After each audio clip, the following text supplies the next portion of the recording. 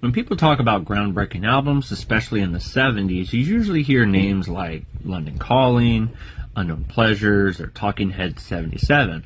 But right there in that mix, sometimes overlooked but never truly forgotten, is the self-titled album by the B-52's, released in 1979. And let me tell you, this album did not just land with a splash. It sent weird, glorious ripples across the decades of music. So first, let's talk about the sound. When the B-52's came out, the world was already shifting. Punk had opened the doors for something new, something weird, something that didn't have to fit into this pristine, radial mold. And then the B-52's, they burst through the door with beehive wigs, surf guitars, and dance beats that, sounded like a party on another planet. The album is strange, but in the best way possible. It blended, retro kitsch with, futuristic punk energy. Songs like Planet Claire and Rock Lobster felt like, transmissions from vintage sci-fi beach party. Ricky Nelson's guitar work was revolutionary. Those bright, clean, jangly licks with, bizarre tuning gave the band a sound that nobody could replicate. The vocal interplay between Fred speaking, singing, and the, powerful harmonies of Cindy Wilson and Kate Pearson is iconic. Now let's get into the impact. The album gave permission to be weird. It told future artists, you don't have to follow the rules to be unforgettable.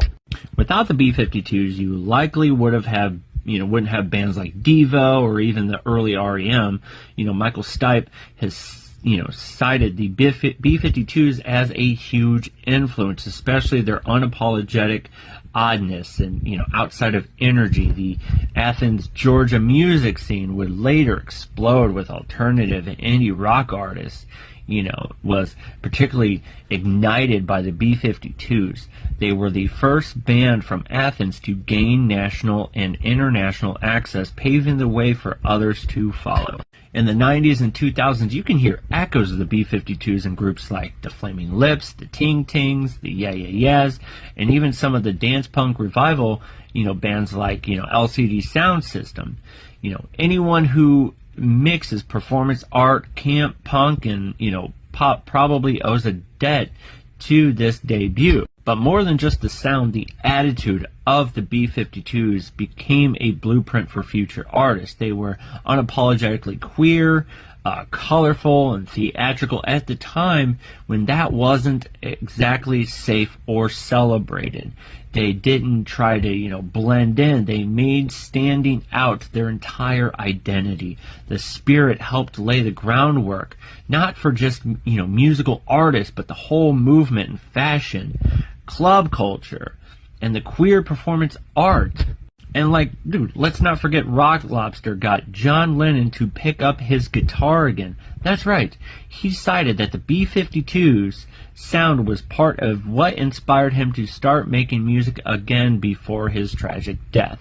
So when we talk about the B-52's debut album, we're not just talking about quirky release with, a cult following. We're talking about a spark, a cosmic, danceable, kitschy, wild spark that, helped ignite entire scenes, shaped genres, and told weirdos everywhere, come as you are and bring your tambourine.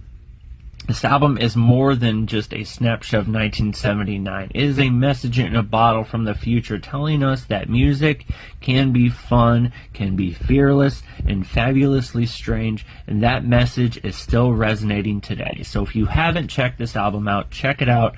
Let me know what you think. I love the B-52's.